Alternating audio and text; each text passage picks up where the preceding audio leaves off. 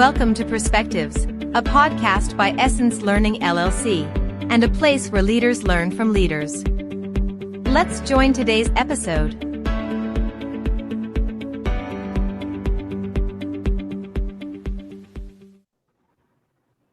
Hello and welcome to our Essence Learning podcast on our Perspectives podcast, I should say. And today we have a very exciting topic as we talk about leaders in DEI. And this is especially a heart conversation for all of us as we are all in this field of diversity, equity, and inclusion. And as we explore it in today's podcast, it's going to be great to hear our perspectives as leaders as well.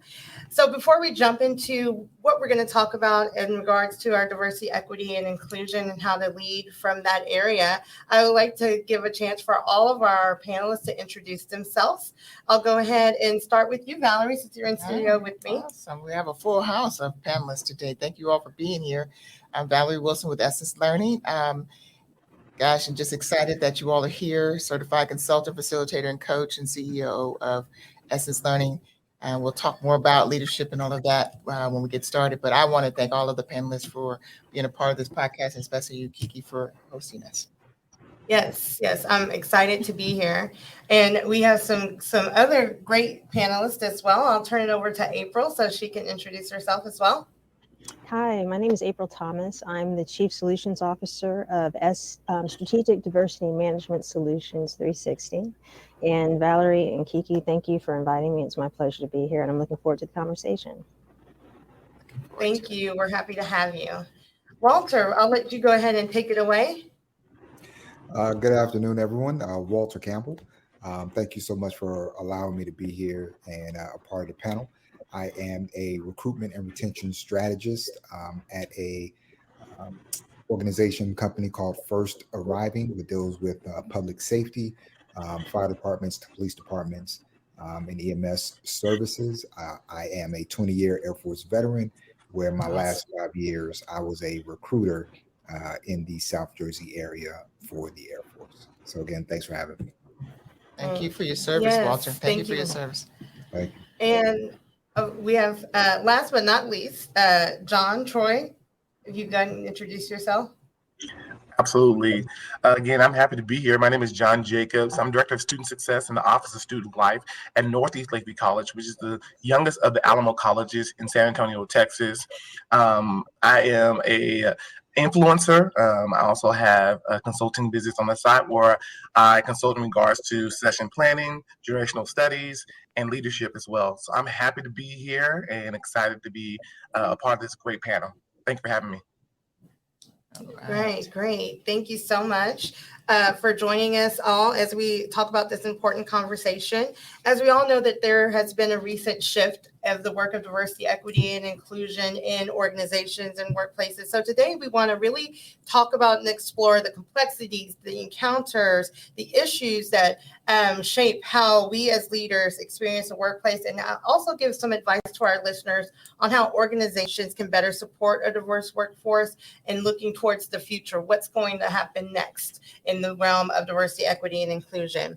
So I would like to hear all of your perspectives on what is a DEI leader? What are some of the skills, some of the competencies that really make up an effective DEI leader? I see Walter shaking his head and smiling. So Walter, I'll go ahead and start with you. You could give us some of those skills.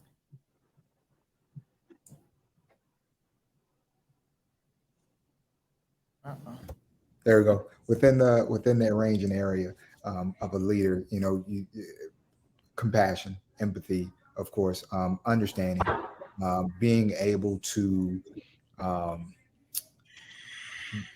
be culturally aware and accepted, or accepting is pivotal, right? It's crucial to be able to have that. I mean, to be culturally competent leaders that we want to be, we have to be able to learn. We have to be able to live what we've learned, and we also have to be able to lead from where we've lived. And so we have to be able to leave that different legacy on the one that we inherited. So when you're in that culture, you just have to be able to, from a leader's perspective, you really have to understand where you're at and what actually DEI represents, and be confident in that understanding. Great. Yeah, great words there. April, what about you? What do you feel are some of the skills and competencies of an effective leader? Sure. I think that probably the main thing from our approach, the way that we approach diversity, or what we call diversity management, is to be able to develop a capability to manage diversity.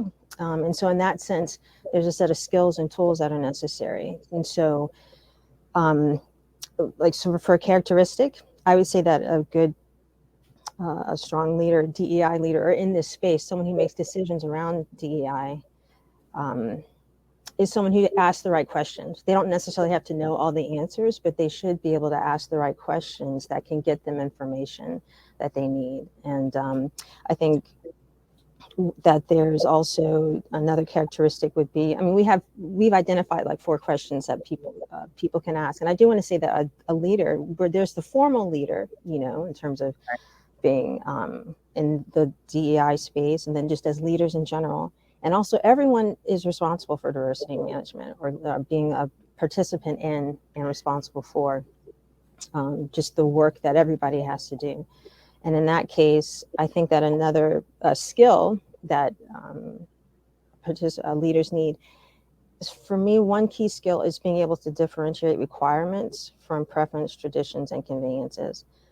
Because it's around, if we make decisions based on requirements, it's like everybody has to agree on what's required. And then everything else around that is either a preference, tradition, or convenience. And you can put it in its proper context. Often what happens is that we take things that are either preference, tradition, or convenience. Another way to describe those would be biases. And we make decisions based on those biases, but they don't help us achieve our objective or what's required. And so I think that's another skill, is being able to differentiate that, because often the complaints that we receive, or that we hear, or that people submit to their organizations, is that I wasn't promoted based on it, not because I didn't meet the requirements, but it was something that didn't have to do with the job requirements, or my ability to do the job. Or I wasn't brought into a project, but it wasn't because they weren't qualified. It was something else that wasn't a fit definition, whatever that means, in terms of how do you quantify that. So I think just being able to, that would be a key skill for any leader, to differentiate between requirements and preference, tradition, and convenience. And I think the last one, competencies. We have a set of diversity and maturity characteristics. We've identified 8 of them, but it's basically, how do you, in developing a capability, how do you become mature, and how you think about the challenges that you face, and what are the factors that you have to consider. And it's just like, I liken it to whether you're, like, say, learning how to play golf. I play the piano. There's a set of skills you learn initially, but over time you have to practice them so that you become mature in executing them. And that's the maturity that we need to engage in as leaders in practicing diversity, or practicing diversity management, or engaging in the DEI work. And they're differentiating between requirements and preferences, traditions, and conveniences is one of those maturity characteristics. So that's where I would start. I mean, there's so many things, but I think those are some basic ones that we can get that in place, that will make a lot of progress. Great. I'm so glad that you mentioned diversity and maturity, April, because that's something that I've learned from you, is that you're trying to make others become diversity mature, so you have to yourself be diversity mature as well. So yeah. I think that's something that's great. That is a great characteristic for that leader in the DEI space to have. Troy, what about you? What do you have to add in about those characteristics? Yeah, I think our panel said some great things. I would add, in regards to maturity, what that looks like. Some things, as she was saying about maturity, I was thinking of language and literature, right? Those are the depthness of maturity, like being able to guide people through language. As you know, in the diversity equity world, there are different terminologies and definitions that are different from different agencies, institutions in my case, that you have to learn to provide that language and that foundation. So in my institution, we have guided us through what we mean by diversity, what do we mean by equity, what do we mean by justice, right? And literature is understanding the upcoming research, right, there in regards to diversity, equity, and inclusion, whether it's in nonprofit or it's in education, understanding the current understanding of the involvement of diversity, equity, and inclusion. And then I think we mentioned about I'm thinking about different skill sets you need to have is being able to provide key performance indicators and understand quantitative and qualitative research, right? You be able to take these concepts, these big concepts of equity, and sit down with folks and really hash out, okay, what is our outcomes and how we're going to reach those things. And so those are kind of those key skill sets if you're going to be a great leader in DEI, either in nonprofit or professional or workforce. You have to have those understandings and those key skill sets. Yes, I'm so glad that you brought that up, especially the quantitative versus qualitative, because so many people get hung up in those numbers. What do our demographics look like in the organization, right? But it goes beyond that into those qualitative measures that a lot of people forget that are needed in the DEI space as well. So I'm very glad that you brought those up. And Valerie, what do you have to add to this? It's just been some great conversations. Thank you all for those contributions. And I was really, as Troy was saying, I'm sorry, I keep calling him Troy. No, his name is John. We've got so many names as far as I'm concerned. So John Troy said that this is a combination of this space that you have to not just have the skills, you have to be able to be mature enough to demonstrate the skills as well as be able to teach the skills. And so you have to start where people are. You have to be willing to have people start from where they are in this space. And that's in so many different places. And so for me, having those multiple perspectives, which is, this is really one of probably my favorite word, because I think in terms of being a leader, period, you have to be able to know what you believe and be mature in your stand and be true to that and embrace yours as well as be able to embrace someone else's. And so when you use those skills, when you use all of the things that you all talked about, that comes from a place of, I know where you are. I see you where you are. And now I'm going to use these skills. I'm going to use the language. I'm going to use the shift. I'm going to use where we are to help bring you into this space, because this is a very, it's not like I'm going to go and teach.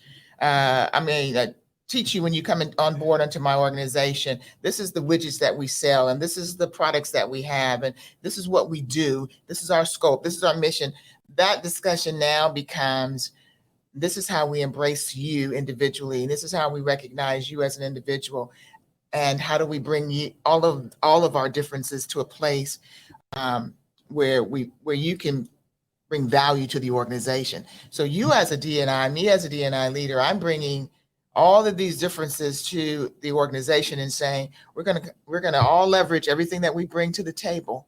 So I've got to teach all of us what April was sharing. We've got to bring some maturity. We got to take everybody along their way. And as a D&I expert, I need to know where everybody is and how to bring them there through that literature, through that education. So we've got we almost run our own business within a business as a D&I, right? You've got a content, you've got a product, your diversity, equity, and inclusion, and then you've got to get everybody in the organization to buy into that product and then behave in a certain way to demonstrate that maturity that we want them to demonstrate. So we are really strategic. And so when I think about what Essence Learning does, is we bring the strategy to how do we get to run our small D&I organization into a larger organization and bring value to the organization, as well as leverage the talent and the skills that we have as individuals. So we have a unique set of roles that we play within this space. Right. And I think all of that together, all of the words that you've all said, I'd like to add one more word to that, and that is fearless. I feel like leaders in this DEI space, they need to be fearless, especially when we talk about we're incorporating and we're initiating new things into organizations. You have to have that mindset. I'm going in here very fearless because I'm changing people's mindsets. I'm changing people's thoughts of views. I'm doing that for the organization as well, which really leads me to my next question is, when we talk about implementing DEI into organizations, how do we, as leaders in this space, get the entire company, including senior leadership teams, which is really where you need to have that buy-in at, right? How do we get those individuals engaged with DEI initiatives? Valerie, you want to I'll start with that. Yeah, and that's one of the great things that we've learned over the years. This space has grown from being diversity to adding equity to adding inclusion to now adding belonging.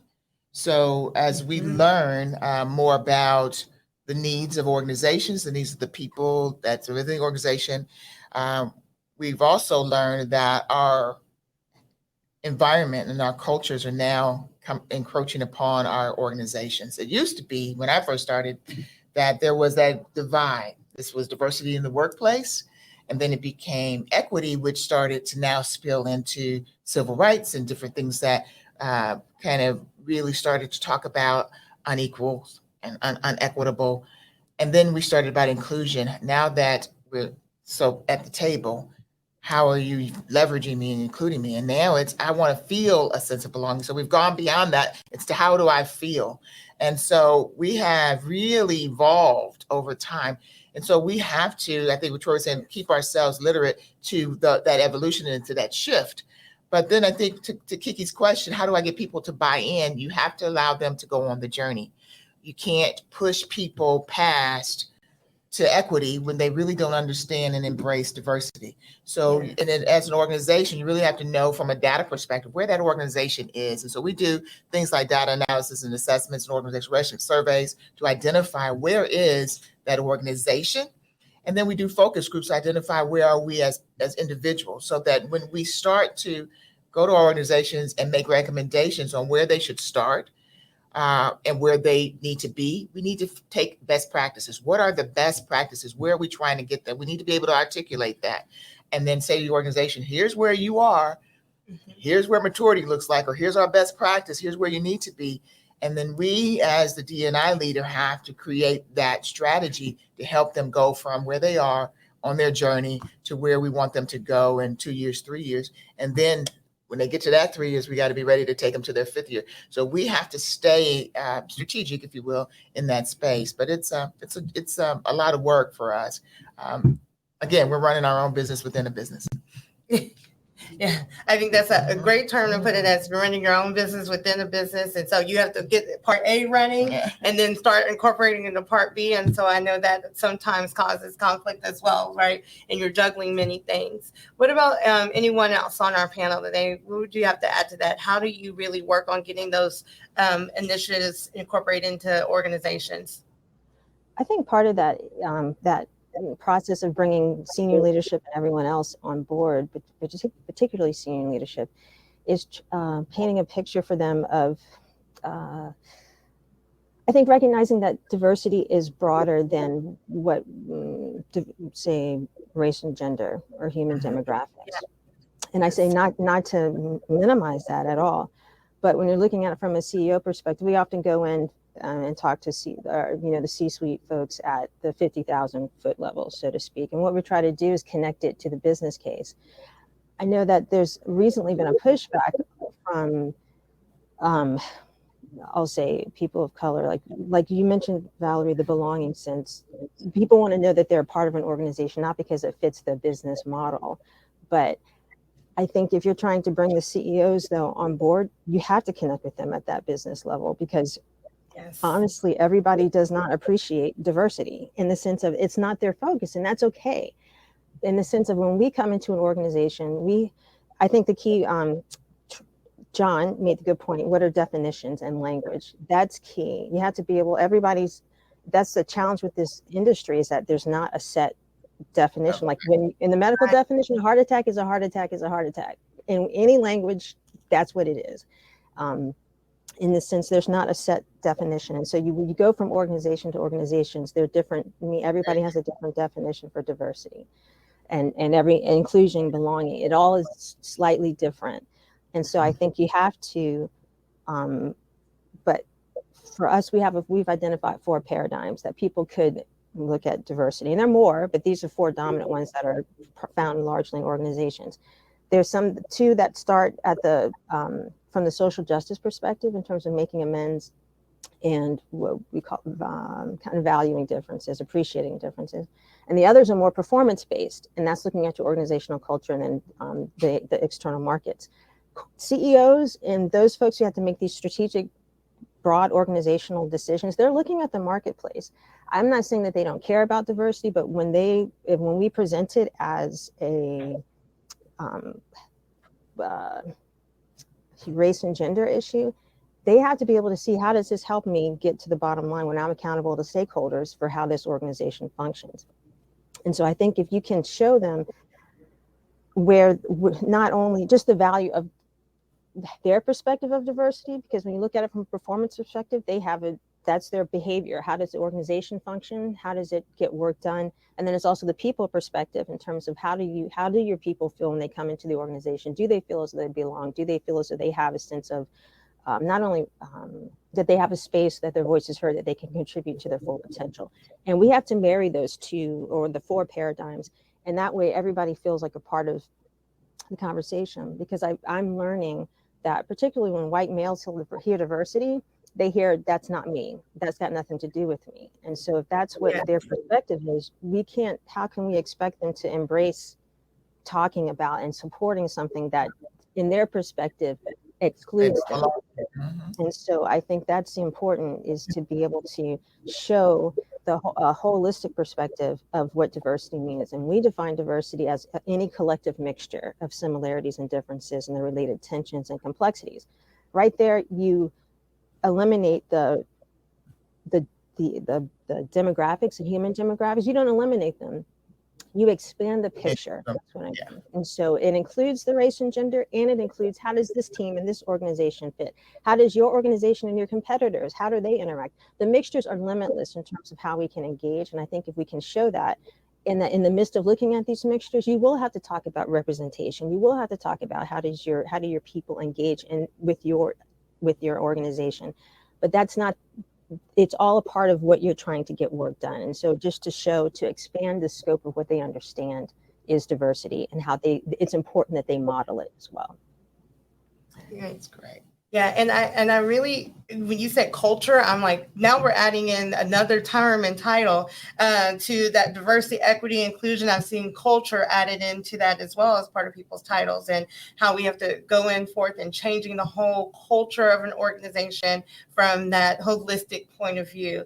And I'm so glad, April, that you brought up the definition of how you define diversity, because I know your father, the late Dr. Roosevelt Thomas, really coined diversity and was held globally as the father of diversity. And so I really want to ask you all, what are your thoughts, and what do you contribute to the new influx of DEI popularity? Because I know your father globally started that years ago, but now recently, in the last 2 years, we've had this big influx pop of DEI positions being open. Organizations are like, I got to have somebody in here right now. What are we doing?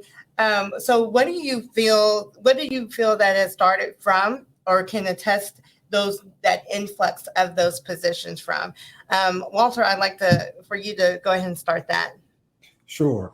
I think the boom, in personal opinion, I think the boom comes from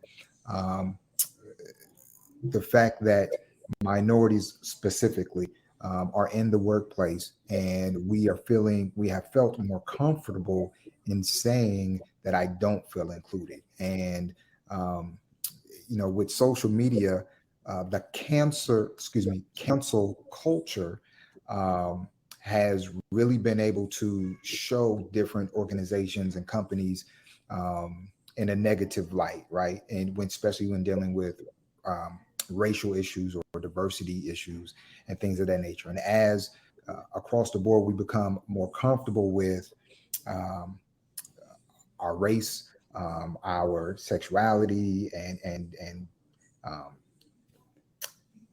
being able to say, this is who I am, and I need to be able to be who I am, not only in my personal life, but while I'm at work. I don't feel like switching or code switching or things of that nature. I just want to be comfortable. I love where I work. I just want to be comfortable and accepted where I work. And I think with more people becoming comfortable in that space and in that environment, to be able to say, no, this is who I am, and I need to be accepted. And I'm not really going to hear or accept the comments or the jokes or the underlying tone of it.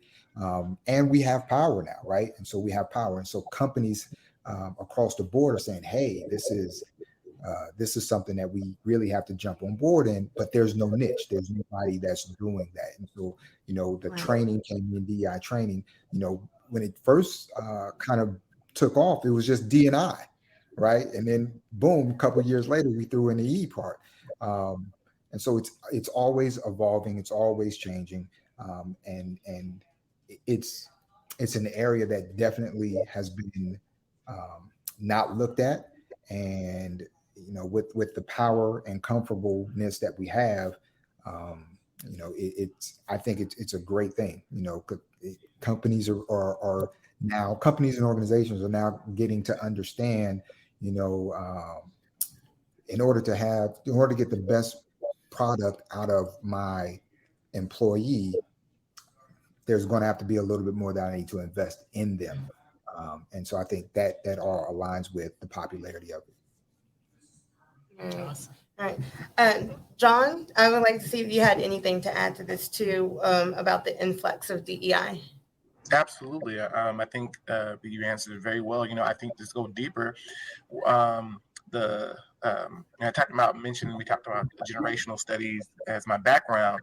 Right now, we have 5 generations working the workforce right now. And so with 5 generations, with Gen Zs and millennial being the most diverse generation of our time, you can imagine an HR professional saying, "Oh, whoa, there's a lot going on.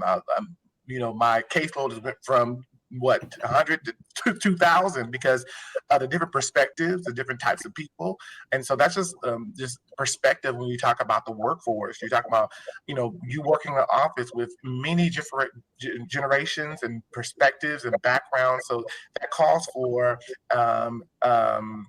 different types of support and needs that people might have. In higher ed, I think someone mentioned it, Ms. Valerie mentioned about adding the B onto DEIB. And in higher ed, we added the word justice. So and here we call it DEIJ.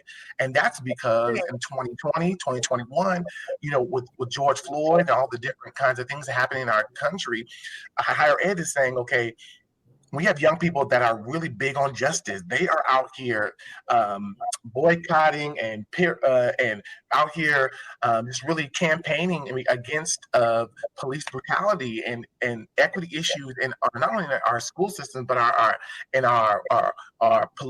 police and along our systems and our political systems. So we're adding the word justice because that is an educational opportunity for us to educate young people on how to properly or how to effectively advocate for yourself, how to effectively use your agency, because she mentioned something about us having our own power. Young folks, young adults have authority and agency that they've never had before because of social media, because of the advancement of our society. And so those are the things that are kind of the backdrop of why DEI has become so popular in the last 3 to 5 years, because of the things that happen in our country and the response of these different generations to the issues in our community. Right. That's huge. Can I add that? Yes, please. I agree with all of that, and I would just add from an corporation perspective, this isn't new. It's unfortunate. Like, it seems like you asked if it was in the questions you asked, was it a fad or a trend? And I would say that it's kind of both. In a sense, anytime there's something tragic that happens, say in this instance, most recently it was George Floyd's murder. Corporations in particular are just like, oh my God, what do we do? How do we respond? And then they look for somebody to do some diversity work. They want to have race discussions. That's what we found. It was like right after that. Organizations, that was like the theme for like the whole year. Let's have race conversations. And then when a lot of the consultants that work with me, they were doing this work, going and having these conversations. And I asked them, I said, okay, so what happens after the race conversation? And they were like, I don't know. It depends on what the organization wants to do, because often what happens, we have the race conversation, things kind of start to tamper down because people, their emotions, they've been able to express that, get that out, time has passed, and then things kind of go back to normal until boom, something else happens. We need a DEI expert come in, have another conversation. And my thing is like, when are we going to have, that's just, my father described it as a vicious cycle. When we keep basically going around the same, I'll say we keep going around the same place on the mountain, but we never make progress beyond these race conversations. And my question is to corporations, when the conversations are good, and what's next? What are you going to do with this information? How many times do you need to hear the complaints and the challenges that your employees have before you actually make a change in your system? And so from that perspective, that's what I feel. I believe that speaks to the popularity, or another factor in the popularity of the programs. Now, I think that companies in some regard they do want to address the issue on at least some level, but to do the next step, which would take it to looking at your systems and your policies in terms of responding to what your people have shared in these race conversations, that would be the next step. And until then, you're going to keep going around and having these conversations. Great. Yeah, I think that's all great. And it all kind of triggers, because I like to leave our listeners with advice, right? And some of the things I've noticed is even scrolling on social media, I see more, to John's point, more of our Gen Z people coming into the workforce saying, how do I become a leader in DEI? I want to get into this space. I don't know how to do it, or I want to take my social justice from the streets into the boardroom as well. So I would like for each of you to share with our listeners advice for those who are listening who want to get into this space, who want to become a leader in DEI. If they came up to you today, what would you tell them? What advice would you leave them with? Valerie, do you want to start that? Oh, okay. I was really, really enjoying the conversation and just having my own thoughts going on. To what April was saying, that this isn't new. And the things that come to our plate around racial injustices and all of the things, George, it's now probably highlighted. And they're asking people who are traumatized, in most cases, to come in and help with the solution.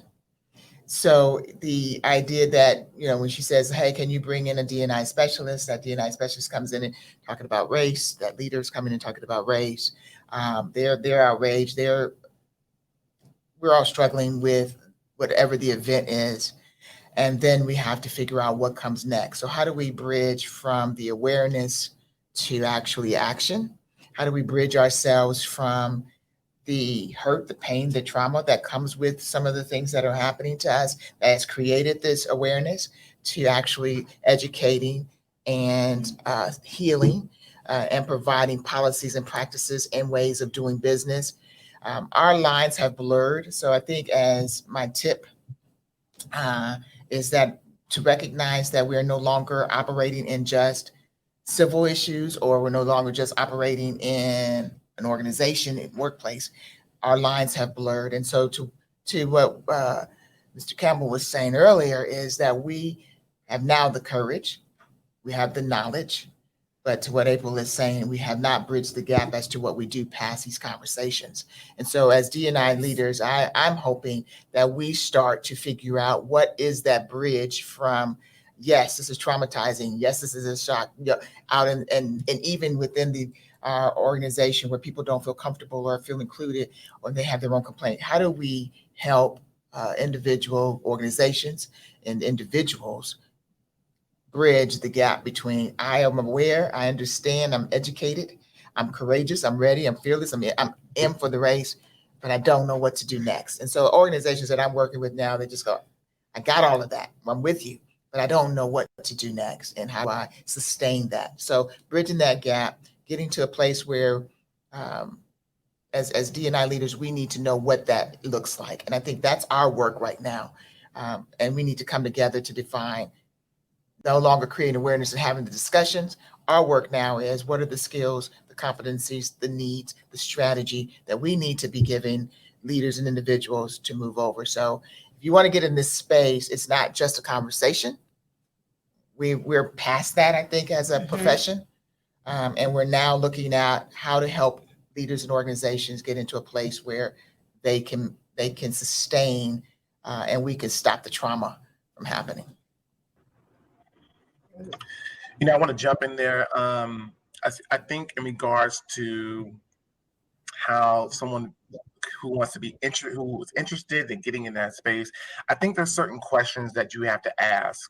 Someone said earlier that D&I and diversity, equity, and inclusion is everyone's responsibility, right? So it doesn't matter where you are in your organization, frontline, or if you are the CEO, it's your responsibility. So questions that you can ask is who is left out in this conversation? Who's missing? I was in a training the other day, and the gentleman mentioned he's a professional in D&I area, and he mentions at every meeting that he makes sure there's a vacant seat. He fills every room up, every space up, and leaves one seat open. And that one seat reminds him of who's missing in this conversation, what's missing and who's missing this conversation. So if you're interested in space, you should be asking questions about who is missing and what is missing in the D&I space. Perfect. Yes. That's great advice. I'm going to take that with me about the vacant seat, because I feel like that's something that we need to tell senior leadership as well. When they're looking around their boardroom tables, leave that seat open, because you don't have the answers to everything. Somebody is missing from that room. From that conversation. That's great. You already know somebody is missing from that. So that is great. I'm definitely going to take that nugget with me. We're going to add that to our tool. Thank you there, Mr. Troy. I think I would add. Oh, I'm sorry. Go ahead, April. I was going to add to what John said. Just like that's a great question. Like whose voice is missing from this conversation? And I think just for me, that goes back to learning how to ask the right questions, and not more. I think approaching for somebody who's new to this space, asking questions that not challenge, but give yourself, asking yourself the same questions and being able to ask others those questions as well. And I think approaching it from the space that while, everybody's at different levels in terms of our ability to manage diversity, we do all have different levels of managing diversity, and recognizing that though someone may not be where you would want them to be, it's important to recognize what they do, where they are, because whether you're managing diversity in an organization or even on a personal level in your own life, your own family space, diversity is something that we all engage with from the time we wake up to the time we go to sleep. And so I think to recognize the experiences that people do have. And I like what you shared, Kiki, just about being fearless, because basically the nature of this work is change agents. And you can't be a change agent in the midst of something that's been so unchangeable and immutable in a sense, as trying to change how we as people, and I mean humanity, engage with differences and similarities. And then I would just say, prepare to be in this work for the long haul if you want to see some change. Unfortunately, change has been slow in this space. It's come, but it's not something that's it's very contrary, I think, to the Gen Z and millennial experience of kind of fast food, boom, I press a button and this whole thing just happens, it's not a rapid process. Not that it can't be, but it's just that we as humans are slow to change. And so just to prepare yourself for that possibility. I won't speak that over that it's going to take forever, but just be prepared.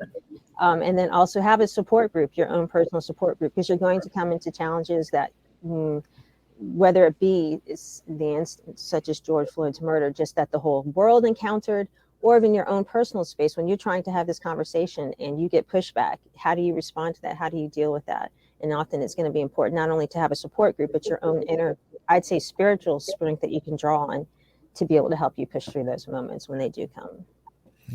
I would add, I'm taking the seat. I'm taking the seat analogy, using that next week. Matter of fact, we should have a little window, vacant window. But no. For me, for someone coming into this, fearless, definitely. Change agent, definitely. And also to be open and secure with yourself to realize that you don't have all the answers. Yes, you're the DEI person or the expert or the SME, but you should also be changing and learning and gathering information for yourself, right? And so I would also say communication. A lot of times we communicate intensely, but without connection, right? Without connecting intentionally. And so we can have all of these meetings, we can have all of these initiatives within a DEI scope, but if you're not connecting with the organization or the people within the organization, then it's really going to be that much more of an uphill battle. So you can communicate intensely, but you also have to communicate and connect intentionally. And